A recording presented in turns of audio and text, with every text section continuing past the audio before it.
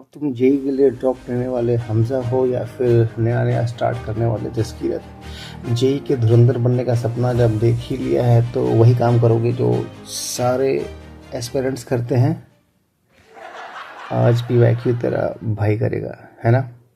क्या पढ़ना है, कैसे पढ़ना है, किसको ज़्यादा इम्पोर्टेंस देनी है, सब कुछ बाद में। सबसे पहले पीवाईक्यू करना है और इसी चक्कर में आप अपना बेड़ा गर्क कर लेते हो। जेई की तैयारी में क्या क्या पढ़ना है इससे ज़्यादा ज़रूरी होता है कैसे पढ़ना है। और ये कैसे पढ़ने का एक गोल्डन रूल है मेरे पास।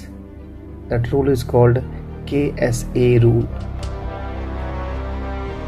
अब KSA रूल क्या है वो देखते हैं। K stands for knowledge. आप कैसे किसी भी एग्ज़ाम के प्रैक्टिस पेपर भी सॉल्व कर सकते हो अगर आपने उसका 80% सिलेबस नहीं किया है तो थॉरोली, हाँ, सब छूना नहीं है उसको।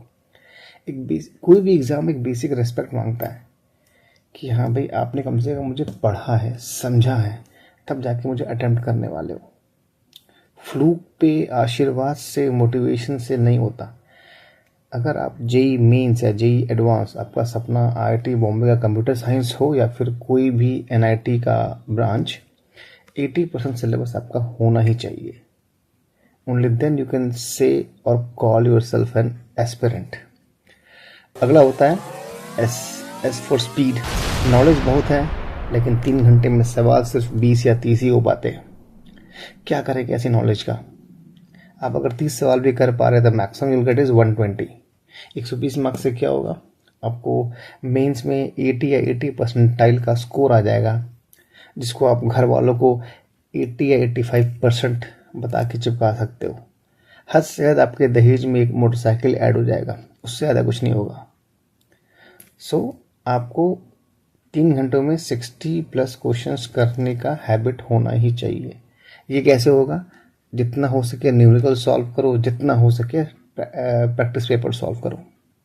And the last part A stands for accuracy. Knowledge भी बहुत है, स्पीड भी बहुत है, एक्यूरेसी ही नहीं है। 60 सवाल करते हैं, 30 सही 30 गलत। आपने 60 सवाल किए हैं, आप एक्सपेक्ट कर रहे हो कि आपको 240 मार्क्स आएंगे। 16 into 4 240 आएंगे कितने 30 गलत करने पे। 30 सही हुए तो 30 into 4 इज 120, 120 minus 30 इज 90। सुनने में एक्सट्रीम लग सकता है बट ऐसा होता है। तो एक्यूरेसी इज वेरी इंपॉर्टेंट। 10% से ऊपर गलती करना you can't afford. So this is the golden and simple rule कि कैसे पढ़ना है, द KSA रूल। और सिली मिस्टेक तो is nothing but distracted mind which is under performing. आपको एग्जाम में 4 into 3 12 करना है, आप 4 into 3 7 कर लेते हो क्योंकि उस समय आपके दिमाग में कुछ और चल रहा होता है। और अपने दिमाग को आप काम कैसे कर सकते हो, मेरी मेडिटेशन से या फिर अपने लाइफ से डिस्ट्रैक्शंस को हटा के। So this is it. अगर आपको ये अच्छा लगा तो सब्सक्राइब टू द चैनल, और इस तरह से हम और भी वीडियोस लेके आएंगे आपके लिए। How to study for IIT JEE 2027. Thank you.